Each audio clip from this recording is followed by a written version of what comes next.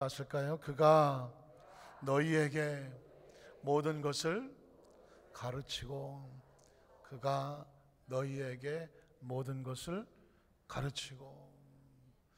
오늘 말씀 듣기 전에 우리 찬양팀이 오늘 또 깔맞춤을 했어요. 진짜 이거 보통 사람은 소화하기 힘든다는 블랙으로, 그리고 왕년에 잘 나갈 때 입었던 백바지에 해당하여 오늘 열심히 찬양한데 은혜가 되더라고요. 또 앞으로 또 귀한 찬양에 그 수고의 감사를 미리 하면서 우리 격려의 박수 한번 하겠습니다. 제목이 뭐라고요? 살짝 이쪽으로 창각을 돌린 다음에 이제 제목이 뭐라고요? 그가 너희에게 모든 것을 가르치고. 성경은 구약과 신약이 있지 않습니까? 구약과 신약이 있는데, 구약의 뜻은 아시는 것처럼 이루어진 약속 아닙니까? 이루어진 약속. 이 구약 시대에 하나님이 운행하신 성부 하나님의 시대라고 표현하기도 합니다. 그래서 구약 성경은 여호와께서, 야훼께서, 만군의 야훼가 하나님의 주도적인 말씀과 사역을 하시는 것을 볼 수가 있습니다. 특별히 이 구약 성경 속에서는 예언이 있죠. 예언. 누가 오신다? 메시아가 오신다. 그래서 구약은 무슨 약속이냐면 메시아가 오신다는 약속입니다. 그런데 왜 이 구약이냐? 메시아가 오셨기 때문이냐. 그래서 메시아가 오신다는 약속은 이루어졌기 때문에 구약이라고 말하고, 오신다고 예언을 되어 있기 때문에 중요한 단어가 있는데 모형이라는 단어가 있습니다. 모형, symbolize라고 하는데 한번 따라 하실까요? 모형. 무슨 뜻인가요? 모형. 모형 비행기 아시나요? 모형 비행기. 비행기가 아주 크단 말이에요. 그래서 작은 모형 비행기, 항공사 같은 데 보면 요만한 정도에서 모형 비행기가 나오는데 똑같이 생겼지만 사이즈만 작습니다. 그래서 모형 비행기를 보면 비행기 이렇게 생겼구나 알게 되는 것이죠. 메시아는 어마어마하게 크신데 그 메시아가 과연 어떤 분이실까 궁금하지 않습니까? 그래서 구약 성경 속에 믿음의 선배들을 모형으로 하는 것입니다. 노아가 방주를 지었지 않습니까? 방주는 모형입니다. 그 안에 오는 자들은 산다. 방주는 또 교회의 모형이기도 합니다. 그래서 여러분, 방주교회라고 이름 붙인 것 많이 보지 않았습니까? 저 싱가포르나 어디 가면은 큰 노아의 방주를 실제적으로 모형으로 해놓았습니다. 그리고 정문에 아크처치라고 되어 있습니다. 방주교회라고 말하는 것이죠. 이런 것들은 모형입니다. 예를 들면 모세도 모형이지 않습니까? 모세는 이스라엘 지도자지만 영적으로 보면 그리스도를 상징하는 것입니다. 애굽에서 건져내고 광야를 통과하고 새로운 젖과 꿀이 흐르는 가나안 땅으로 인도하는, 이 모세는 메시아의 모형입니다.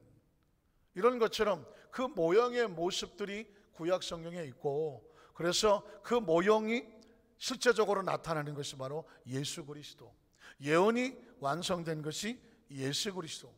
이게 성부 하나님의 시대가 지나가고 나서 새로운 메시아가 탄생하니까 신약 시대라고 말합니다. 새로운 약속이라고 말하지 않습니까? 이제 예수님은 실제적으로, 하나님은 말씀으로 선지자를 통해서 태어나게 하셨지만 예수님의 시대는 실제적으로 우리 가운데 오셔서 육신의 몸을 입고 이 땅에 오셔서, 그걸 뭐라고 말한다? 성육신이라고 말하죠. 성육신은 나는 굉장히 중요합니다. 신학교를 안 다녔다고 할지라도 이 성경 속의 성육신이라는 단어는 아주 중요합니다. 하나님께서 우리 가운데 오셔서 육체를 입었다. 한번 따라 하실까요? 성육신. 이 성육신이라고 하는 것은 하나님이 육신의 몸을 입고 이 땅에 오신 사건이죠. 그것을 예수님 메시아라고 말하고, 이제 예수님의 시대는 신약 시대입니다. 그 시대는 우리와 함께하는 시대입니다.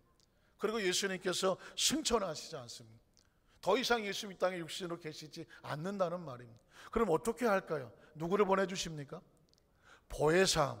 그 단어도 중요하죠. 한번 따라 하실까요? 보혜사. 구약 시대에는 메시아 예언과 모형이라는 단어가 중요하고요, 신약 시대는 성육신이 중요하십니다. 그리고 이제 교회 시대가 출발할 때는 보혜사가 중요합니다. 다시 한번 따라 하실까요? 보혜사. 보혜사는 우리 곁에 계셔서 항상 우리를 도와주시기 위해서 스탠바이, 대기하고 준비하고 계시는 분이라는 것입니다. 그러니까 구약 시대는 성부 하나님, 메시아 예언, 예수님 시대에는 성육신 우리 가운데 함께 계셨고 친히 하나님 말씀을 가르치셨고 그가 승천하시면서 우리에게 약속하신 것은 보혜사 성령님. 지금 시대는 교회 시대, 성령 시대. 한번 따라하세요. 교회 시대, 성령 시대. 교회가 방주가 되고 교회가 성전과 성막의 모형이 되어지고 예수 그리스도의 몸이 되어지고, 그래서 여러분 앞에 예배 나올 때 여러분은 예수님 앞에 나와 있는 것이고 예수님과 함께하는 것이고 이 모든 것은 성령님이 주관하신다. 저 머릿속에 정리가 되시죠? 구약시대와 신약시대와 지금 우리는 교회시대와 성령시대라는 것입니다. 자, 근데 오늘 성경 본문은 어떤 시대입니까? 신약시대잖아요. 그 신약시대의 마지막 신약시대, 예수님의 마지막을 이제 승천하시고 제자들에게 새로운 시대가 열린다, 성령시대가 열린다, 이걸 가르쳐 줘야 될 그 본문이 이제 여기 본문에 와 있는 것입니다. 자, 오늘 첫째로 예수님과 함께하는 사역.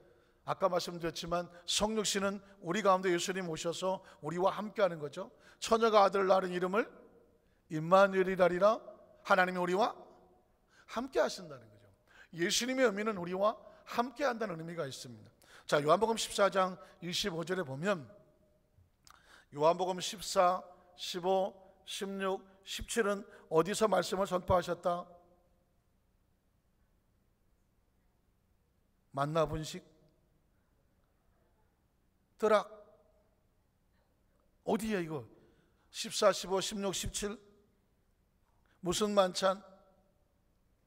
최후의 만찬. 최후의 만찬 아시죠? 예수님이 마지막으로 제자들에게 세족식을 하시고 마지막 만찬, 6월절 만찬을 하시고 그들에게 마지막 말씀을 하시는 게 14, 15, 16이에요. 지금 이 현장에 와 있는 것입니다.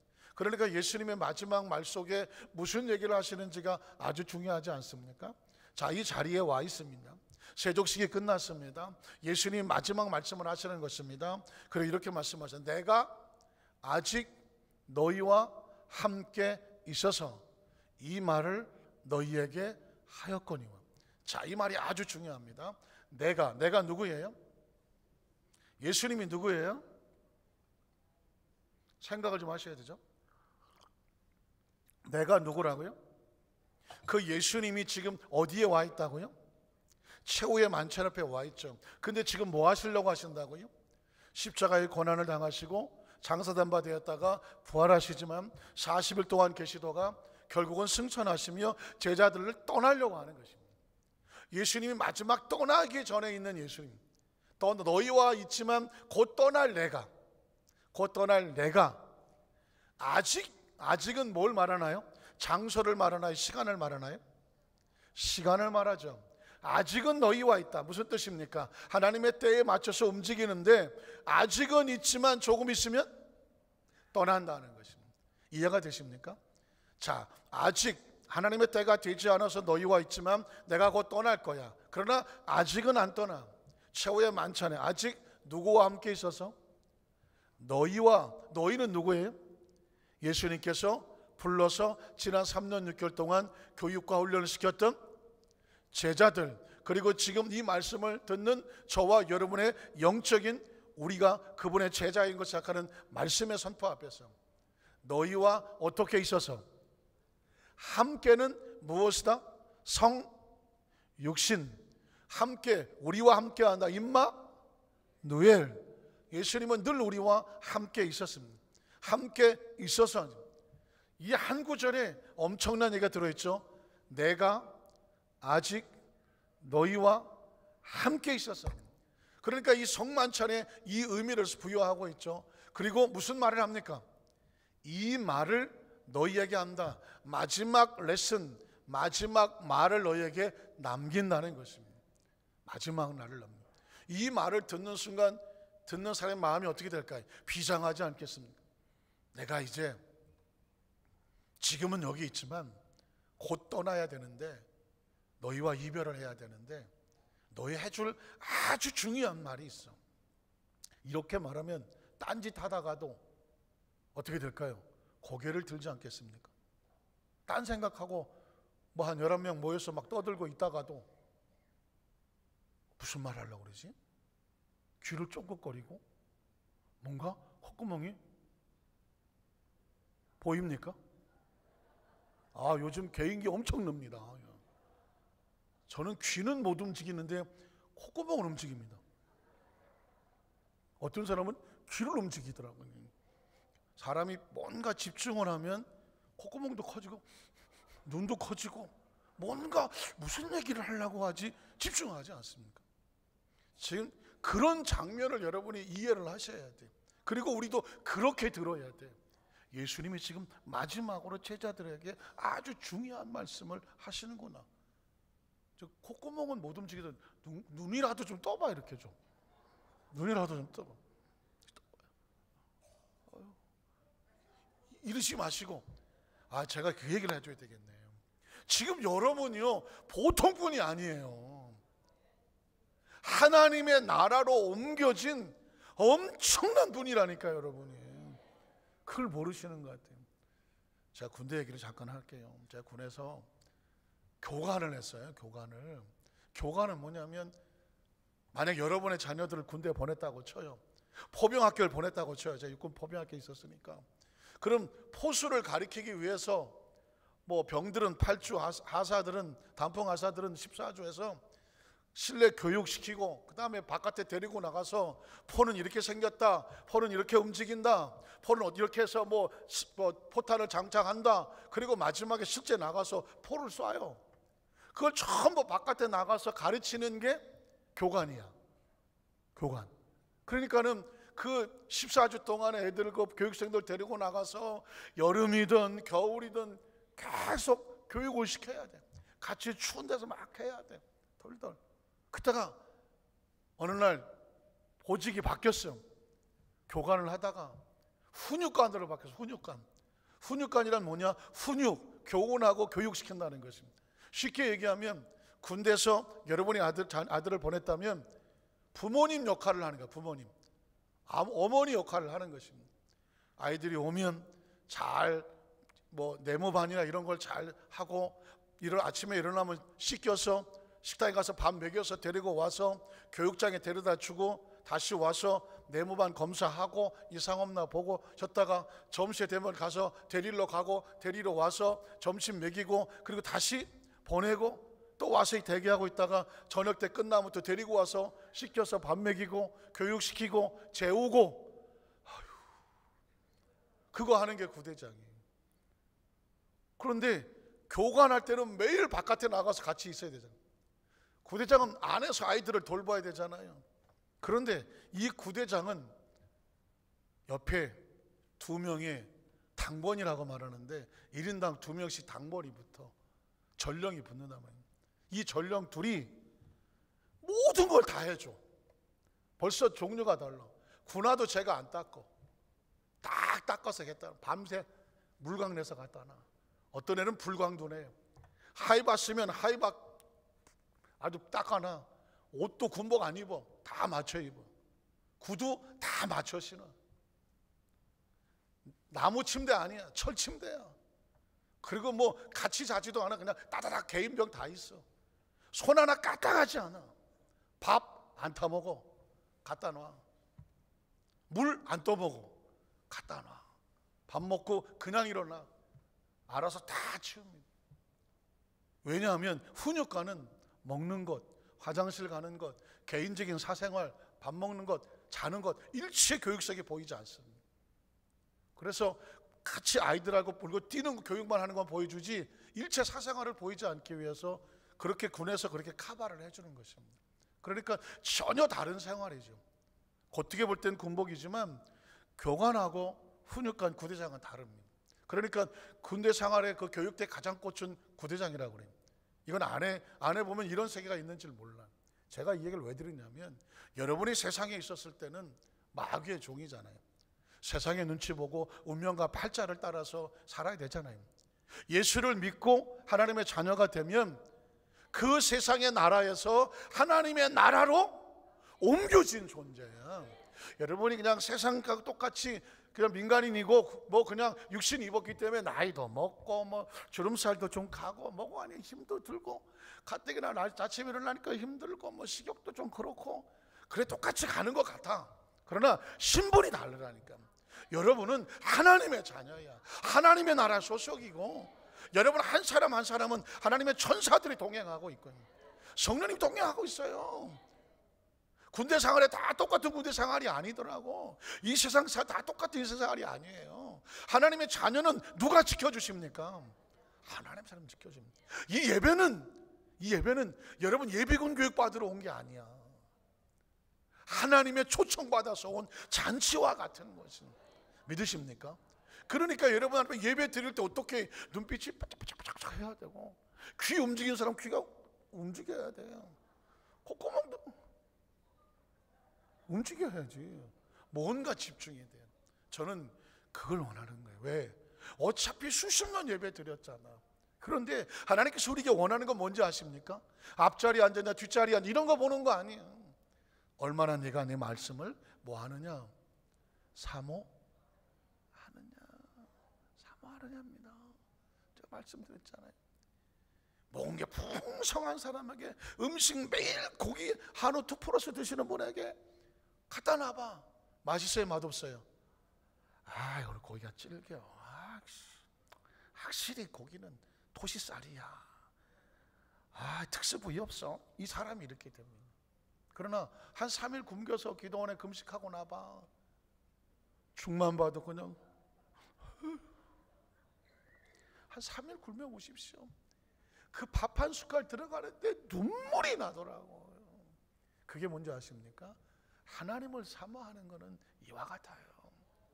말씀을 사모하기 위해서 뭐 저 중국의 지하교회, 북한의 지하교회인 사람들은 다 낡고 찢어진 거를 갖다가 그 말씀 하나 들려고 몸부림친다고 하잖아요.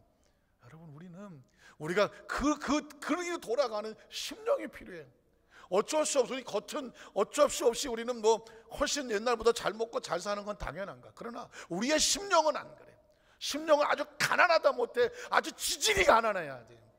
한번 따라 하실까요? 주여, 우리의 심령은 가난하다 못해 아주 찢어지게 가난하게 해주십시오.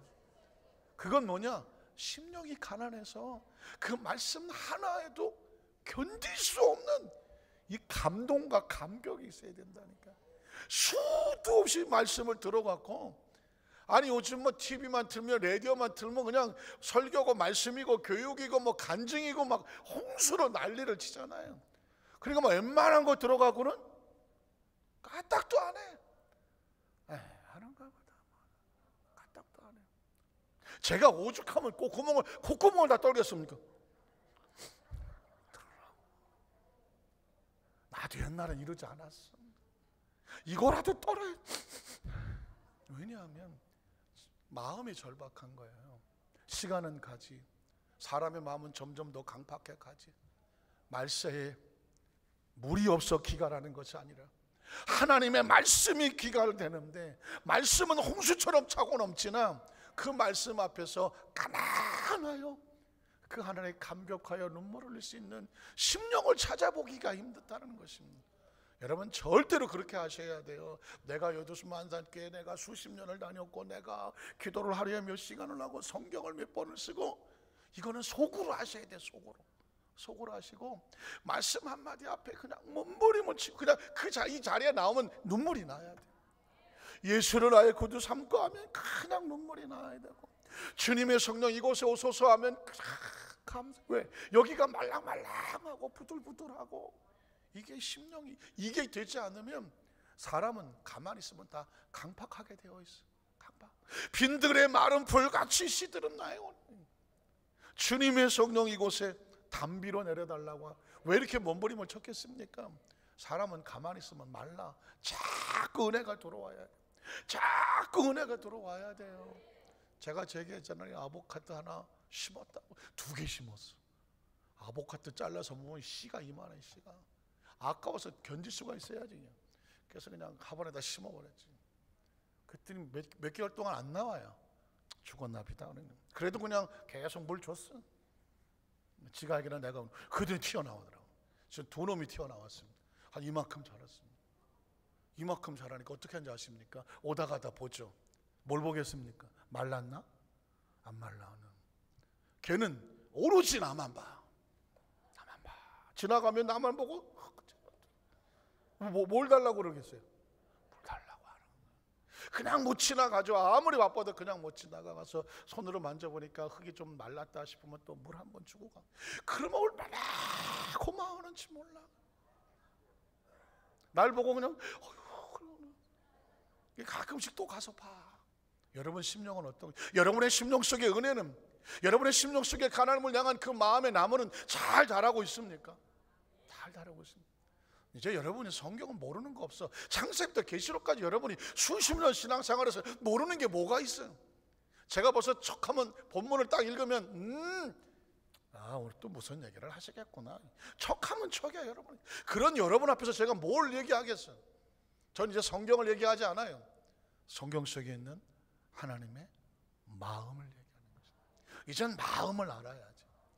성경의 내용을 알았다면 이젠 무엇을 알자? 마음을 알아야지. 눈물을 알자고요. 왜 여기서 이런 얘기를 하시는지 하나님의 의도를 알자고, 계획을 알자고. 적어도 마지막 최후의 만찬에 예수님께서 제자들 발을 다 씻겨놓고, 발 씻기는 사람이 제일 천한 직업이거든요. 그런데 예수님이 제자들의 발을 씻겼다? 가장 천한 자리에 스스로 내려앉은 것입니다. 베드로가 보고 기절 초풍을 하지 않습니까? 어떻게 예수님이 나한테 이럴 수가 있습니까? 안 됩니다. 내가 네 발을 씻기지 않으면 넌 나와 상관이 없다. 그러면 주님 내 온몸을 씻겨주십시오. 미친놈 아니야 이거? 온몸을 씻기더니. 물론 예수님만, 베드로가 아마 성격이 급해서 그랬을 거예요. 예수님께서 베드로야 너는 온몸을 이미 씻겨 놓았으니 손과 발만 씻으면 돼. 그리고 너희도 내가 오늘 보였으니 너희도 서로 발을 씻겨 주어라 합니다. 사람들 앉혀놓고 물 떠놓고 세족식 한 번씩 할 때 의미가 뭘까요? 우리는 서로 피차에 발을 씻겨주는 사람이라는 얘기는 낮아주는 입장에서 가장 천한 자리를 마다하지 말라는 것입니다. 가장 천한 자리 되려면 어떻게 해야 돼요? 마음이 절박하고 절실해야 돼요. 제가 아까 구대장 얘기했는데 어느 것까지 해본지 아십니까? 내무반 이제 검사를 한다고 하잖아요. 애들 교육생들 다 보내놓고 화장실 청소 애들 시켜놨지만 우리 눈에 보는 따로 있잖아요. 제가 소변기 아십니까? 소변기 이렇게 환이 내려오다 보면 S자로 꺾인 거 아시나요 혹시? S자? 내려와서 이렇게 해서 이렇게 내리고 S자로 꺾여요. 수도꼭지 밑에 다리 돼 있죠. 그 S자가 분리되시는 거 아는가요? 분리되는 거? 분리되면 그 안에 뭐가 있겠어? 본 적이 있어야지. 온갖 찌꺼기는 다 들어있겠지. 화장실 남자 소변기 S자에 거기 뭐가 들었겠어? 몰라서 묻는 거예요? 알아서 묻는 거예요? 뭐가 들었겠어요? 오줌 찌꺼기가 고체가 돼서 섞여 있어. 허옇게 되어 있더라. 그거 손으로 다 긁어냈어. 다 긁어냈어. 그때 내가 느낀 게 있습니다. 하나님 감사합니다. 내가 이 바닥까지 이걸 해보았다면 세상에 뭘 못하겠어. 세상에 이거보다 더 들어온 게 어디 있겠어. 뭘 못 만지겠어요. 사람이 그렇게 되더라고요. 아마 손에 물 한 방울 안 묻혔고 그렇게 있던 사람들은 아유 이거 어떻게 지저분해 갖고 이거 왜 이걸로 뭘 만져본 적이 없어. 그런데 여기 식당에 물수건을 줬다 그러면 이거 누가 뭘 만지 알게 뭐야. 아유 왜 그럴까요? 이 손은 뭘 만져본 적이 없어. 이 손은 벨 걸 다 만져봤어. 때문에 이걸 안 하지. 나나나나 사람이요. 그냥 고맙고 감사한 거예요. 제가 이야기를 드리는 건 뭐냐면 크리스찬은요 세상에서 누군들 손가락질하고 누군들 향하여 아유 지나 마소 나라는 판단하겠습니다. 우리는 세상에서 가장 죄인 중에 죄인이요 괴수 중에 괴수다는 바울의 고백처럼 우리 스스로 내가 죄인인데 누구를 향해 손가락질을 하겠어. 심령이 가난해지는 거예요. 그런 날을 예수님께서 이 자리에 나와서 예배를 드리기에 성전을 들어오는데 들어와야지. 찬송을 부르는데 내가 나 같은 사람이 어떻게 찬송을 부르겠어? 감히 감지덕지지. 찬송을 부르면서는 감격. 내가 예물을, 나 같은 사람이 예물도 아무나 드립니까? 내 예물을 하나님이 받아주신다는데 안 받으면 고만이지. 나 같은 사람의 예물을 하나님 받으시는, 나 같은 사람의 헌신을 하나님이 받으시는가? 나 같은 사람의 찬양을 하나님이 받으시는가? 이런 심령을 가진 사람을 오면 여러분 어떻습니까? 여러분 볼 때 너무 귀하고 감사하지 않습니까? 삶을 살아가면서 보십시오. 여러분을 대하는 사람이 여러분을 건성건성 대하거든 그런 사람은 별로 상대하지 마십시오. 그러나 여러분 한 사람을 정말 진심으로 대하거든 그 사람은 평생 옆에 두십시오. 그 사람은 여러분을 위해서 덜 진심으로 대할 사람입니다. 그리고 크리스찬은 서로를 대할 때 그렇게 대하는 것입니다. 혹시 오해가 되고 뭔가 좀 서로 서먹한 거 생겨질지라도 그의 진심을 보십시오. 겉으로 드러나는 것은 누가 남에게 남이 말하는 거 이런 거 저런 것 때문에 흔들리지 말고 끝까지 서로를 향하여 진심으로 가십시오. 그게 바로 크리스찬들이 심령이 가난한 사람이 우리가 원하시는 하나님의 축복입니다. 자, 둘째로 성령님과 함께 시작되는 새로운 사역이 있습니다. 26절에 보면 이제 예수님은 마지막을 향해 가고 있지 않습니까? 마지막에 가면 마치 밤이 지나면 새벽에 태양이 떠오르는 것처럼 예수님의 사역은 마지막으로 가고 이제 새로운 시대를 말씀하고 싶은데 성령님의 시대를 말하는 거죠. 자, 내가 간다. 그러면 보혜사 곧 아버지께서 내 이름으로 오시잖아요. 보내실 성령, 그가 누구예요? 아버지께서 예수님 대신에 성령으로 우리에게 보내시는 그 성령 하나님, 그 하나님이 너희에게, 너희가 누구예요? 이제까지는 예수 그리스도의 제자로서 예수님과 함께 하나님의 사역을 했던 너희가, 그러나 예수님이 떠나고 나면 홀로 남을 너희에게, 그가 너희에게 와서 모든 것을, 모든 게 뭘까요? 하나님의 나라의 말씀과 하나님 나라의 모든 법칙과 이유와 계획과 목적과 구상을 어떻게 가르치시고, 이제까지는 누가 가르쳐 주셨나요? 예수님이 가르쳐 주셨잖아요. 예수님이 승천하셔도 그 자리는 비지 않는다. 누가 가르쳐 주신다? 보혜사 성령님. 그러니까 구약시대 하나님의 말씀으로 채우고 신약시대 성육신하신 예수님이 채우고, 예수님이 승천하셔도 하나님의 사역은 비지 않는다. 틈이 생기지 않는다. 누가 오신다? 보혜사 성령님. 모든 것을 가르치시고 내가 너에게 말한 모든 것을 어떻게 하리라? 생각나게 하리라는. 그래서 지금 이 시대 속에서 우리에게 성령님이, 우리가 늘 아쉬운 게 있지 않습니까? 아유, 나도 우리도 예수님의 시대에 그때 태어났더라면 예수님께서 갈릴리에서 또는 벳세다 광야에서 또 예수님께서 하시는 말씀과 그 사역을 현장에 그 시대에 볼 수 있었으면 얼마나 좋았을까. 전 그런 생각을 해봤거든요. 꿈도 야무지지. 예수님의 제자 중에 한 사람으로 그 당시에 만약에 태어났다면, 뽑혔다면 예수님 따라다니면서 그 엄청난 기적의 현장에 그 모습을 눈으로 보고 귀로 듣고 손으로 만져보지 않았을까? 그분들이 부럽거나 막 그러지도 하지 않겠습니까? 그런데 여러분 보십시오. 그건 우리의 영역이 아니야. 하나님은 그 시대에 그 사람들은 그때 필요한데 태어나게 하셨고, 지금 이 시대에 하나님께서 우리가 필요해서 이 땅에 존재하게 하고, 이 안산에 만나게 하시고, 안산에서 기도하게 하시고, 사명을 지게, 그건 하나님의 주권이라 우리가 어떻게 할 수는 없으나, 그러나 걱정할 이유는 없으면 그 시대 속에서 예수님이 함께 하셨다면 이 시대 속에서는 보혜사 성령님 우리와 함께 하십니다. 하나님의 영역은 비지 않는다는 것입니다. 자, 그러면 예수님께서 마지막으로 우리에게 하시는 것은 뭐냐면, 그가 오셔서 내 모든 사역을 채울 거야. 그러니 예수께서 약속하시는 새로운 평안, 한번 따라 하실까요? 새로운 평안. 왜 평안이 필요할까요? 예수님이 가신다고 하니까 불안하잖아요. 초조하잖아요. 아주 어렸을 때는 혹시 부부싸움 하고 나면 어머니가 보따리 싸고 도망간 적 있다. 이제 왔으니까, 이제 뭐 이 정도 됐으니까 뭐 한 번도 그러신 분이 없는데, 옛날 어렸을 때 우리 이렇게 자랄 때 보면 동네에서 애들끼리 모이면 어떤 놈이 울고 있어. 왜 그러냐 했더니 우리 엄마 어저께 보따리 싸고 도망갔어. 에? 니네 엄마도 도망갔어? 그랬더니 우리 엄마도 도망갔어.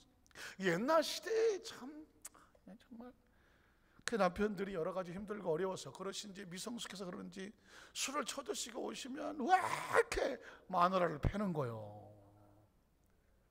그러면 애들은 또 그냥 다 무서워 떨고 다음날 보면 엄마가 없어졌어. 엄마가 보따리 싸들고 가죠. 그럼 애들끼리 모여갖고 불안한 거예요. 불안해. 누구네 엄마도 도망갔다. 누구네 엄마도 도망갔다. 그러면 괜히 엄마 눈치 보는 거지. 우리 엄마는 혹시 도망 안 가나 막. 애들은 불안하죠. 어디 모이면. 어린아이 때는 엄마가 도망간다 그러면 그것처럼 무서운 게 없어. 왜? 아버지는 원래 무서워. 아버지는 원래 무서워. 아버지 눈에 안 띄는 게 최고지. 그런데 엄마가 있는데 그 엄마가 도망을 가? 애들한테는 절망 아닙니까? 꼭 그런 심정인 것 같아요. 예수님이 이제 간다는 거예요. 예수님 오시면 제자들은 어떻게 해요? 그 제자들이 막 그러잖아요. 주여, 우리가 모든 걸 버리고 따랐는데 주님 가시면 어떡하냐고. 예수님 막 내가 고난당하여 죽을 거라고 하면 그러면 안 된다고요. 막 그냥 베드로가 그러지 않습니까? 왜? 예수님이 없으면 어떻게 되겠어? 제자들이 그 고만고만한 것들이 뭐가 되겠어? 그 예수님께서 단호하게 말하지 않습니까? 사탄아 물러가라고 말해요. 너는 나로 하여금 하나님의 일을 못하게 하는 것 아니냐라고 베드로를 책망하셨던 적도 있습니다. 이제 막상 떠나려고 하니까 예수님 마음이 아프잖아요. 그래서 내가 간다. 그러나 보혜사가 와서 새로운 시대가 열린다. 너희는 결코 홀로 있는 것이 아니다. 그러므로 너희에게 불안이 아니라 무엇을 가져라? 평안을 가져라. 예수님이 보이든 안 보이든 손에 잡히든 안 잡히든 성령님이 역시 우리와 함께 하심으로 너희는 어느 곳에 있더라도 주와 함께하는 평안을 누리라는 것입니다. 자, 그 성격이 바로 요한복음 14장 27절 평안을 너에게 끼친다. 갑자기 나오는 평안. 이 평안은 뭐냐? 예수님 안의 평안, 성령님과 함께 있는 평안, 곧 나의 평안을 너희에게 주노라. 내가 너에게 주는 것은 세상에서 얻을 수 있는 것과 같지 아니하다. 혹시 첫사랑에 실패했어. 내가 얼굴 보면 난 다 알아. 대번에 알아. 난 대번에 알아. 제가 관상을 보는 것은 아니나 보면 보여. 자꾸 봐. 왜 그러냐면 이 첫사랑에 실패한 사람은 눈동자 어디건 가운데 이 슬픔이 남아있어. 뭔가 허해. 근데 여러분, 첫사랑에 실패한 게 축복이야. 잘 갔어. 그럼 혹시 남편하고 싸우고 나서 괜히 비 오는 날 아유 그때 그 남자하고 결혼했어야 되는데 혹시 그런 생각하셨다면 애시 당초 그거 없애버려요. 없어. 다 그놈이야. 데미무어 아시면 데미무어라는 미국의 아주 헐리우드의 유명한 배우가 있습니다. 사랑과 영혼. 뒤에서 막 도자기 막 구울 때 뒤에서 나타나서 막 백허그 하고 그러니까 뭐 하던 그 장면이 뭐 유명해서 사랑과 영혼으로 유명해진 데미무어. GI라고 하는 여자 군인이 특수부대에 들어가서 살아남는 머리 빡빡 깎고 데미무어거든요. 뭐 얼굴도 이쁘고 뭐 유명하고 무슨 뭐 인기도 많고 돈도 많겠죠. 아, 이 양반을 가만히 공식적으로 보니까 결혼을 3번을 했더만. 결혼을 3번 하고 이해가 안 가는 건 결혼을 3번씩 하는데 애는 뭐 여기서 낳고 저기서 낳고 또 낳는 건 뭐야 그거는. 아버지가 다 달랐는데 뭐 이렇게 애를 낳는 거야. 막판에는 자기는 57살이고 남자는 42살짜리하고 사는 거. 너무 부럽다고요? 어떤 놈은 어떤 년인데 42살짜리 10몇 살 15살 부럽습니까? 그 자식은 여자 셋하고 밤에 잔다는 것만 또 이혼해. 그러니까 세상에 그렇게 이쁘고 그렇게 돈 많고 그렇게 인기 있는 여자도 뒤돌아보니까 삶이 엉망이에요. 그 사람들은 잘 먹고 잘 입고 평안하고 할 것 같지만 아니에요. 세상은 어디서도 완벽한 평안이 없어. 저 사람은 행복하겠지, 저 사람은 정말 아무 문제 없이 행복하겠지. 혹시 부러운 사람 있습니까? 얘기해봐. 내가 뒷조사 다 해드릴게. 진짜 행복한지. 오바마는 행복하겠어? 들어갈 때는 청년들은 나올 때 보니까 나보다 더 나이가 들어버려 나이도만. 웬 할아버지가 이렇게 나와서 돌아다니니? 누가 행복하겠어? 여러분 누가 세상에서 가장 행복해 보여? 말만 해보세요. 말만 해봐. 누가 부러워? 부러운 사람 있으면 얘기해봐요. 송혜교? 송중기? 엎어졌더만. 그렇게 잘 맞고 왔는데도 뭐 헤어지는 뭐 어떡할 거야? 무슨 얘기입니까? 행복하지 않다는 거예요. 평안, 세상적인 평안은 일시적이고 순간적이고요. 그냥 지나치는 거, 감각적이고 쾌락적입니다. 지속하지가 않아요. 사랑이란 영원하지가 않더라. 나팔 것처럼 진원인 생황. 오죽하면 입술에 루즈를 2번 바르겠어요. 그래서 예수님 말씀하는 겁니다. 평안을 주는 건 나의 평안이야. 나의 평안. 나의 평안이야. 그러니까 여러분 세상 여러분 젊었을 때 다 잘 나가셨던 것 그냥 어젯밤 꿈에서 기억 싹 털어버려. 부러워할 것도 없고 옛날의 것 때문에 지금 현재 가슴 아플 이거 하나도 없어. 지나간 건 지나간 거예요. 지금 이 순간에 내 안에 주님이 주시는 평안을 가슴에 어차피 천국 갈 때 필요한 건 하나님 안에서의 평안이에요. 믿으십니까? 나의 평안이라고 말하는 세상의 평안과 구별했어. 세상에 주는 것과 같지 아니하리니 너희는 마음에 근심하지도 말고 두려워하지도 마라. 성령님이 너희 안에 꽉 채워서 빈틈이 없게 할 것이다. 그 다음 절 뭐라고 말합니까? 내가 갔다가 너희에게로 온다. 그러니까 갔다 온다 그러면 온단 말은 안 들려. 가는 것 때문에 아픈 거. 가는 것. 도망가는 엄마가 애를 붙잡고 내가 네 아빠가 힘들어서 내가 열흘만 갔다가 올게. 그럼 애가 갔다 와. 그런 애들이 있습니까? 온단 말은 안 들려. 그러지. 왜? 간다는 게 무섭잖아. 간다는 게. 그리고 간다고 그러지만 올지 어떻게 알겠어? 보따리 싸고 떠나는 엄마가. 아이들은 그게 무서웠다니까요. 제 어렸을 때 친구들 보니까 그래요. 예수님이 간다니까 제자들은 다 나빠진. 그러나 갔다 너에게로 온다는 말을 너희가 들었나니 너희가 나를 사랑하였더라면 믿었더라면 지금 내가 무슨 말을 하고 있는지를 마음에 있는 것을 깊이 이해할 수 있다고 하면 어떨까요? 내가 아버지께로 감을 뭐하였으리라? 기뻐하였으리라. 왜냐하면 예수님은 육신으로 있으면 제한적이나 이제 예수님 대신에 보혜사 성령님이 오시면 성령님 오시면 그는 영으로 계셔서 우리 가운데 언제 어느 때나 함께 하시기 때문입니다. 그래서 오히려 기뻐하였으리라. 아버지는 나보다 크심이라. 그래서 이 말씀으로 인해서 저는 예수님의 12 제자를 전혀 부러워하지 않습니다. 왜냐하면 그 시대는 그 시대였으나 이 지금 시대는 오히려 더 기뻐하였으리라.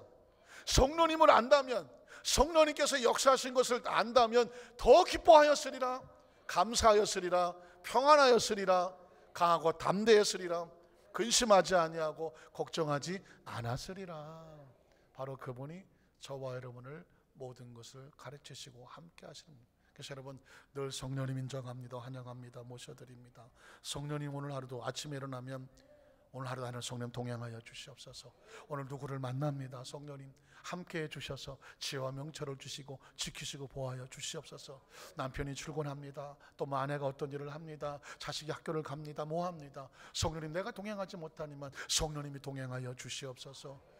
하나님 예비합니다. 성령의 발걸음을 지켜주시고 하나님 말씀을 깨우쳐 주시고 성령 우리 안에 계셔서 말할 수 없는 탄식으로 기도하신다고 하지 않았습니까?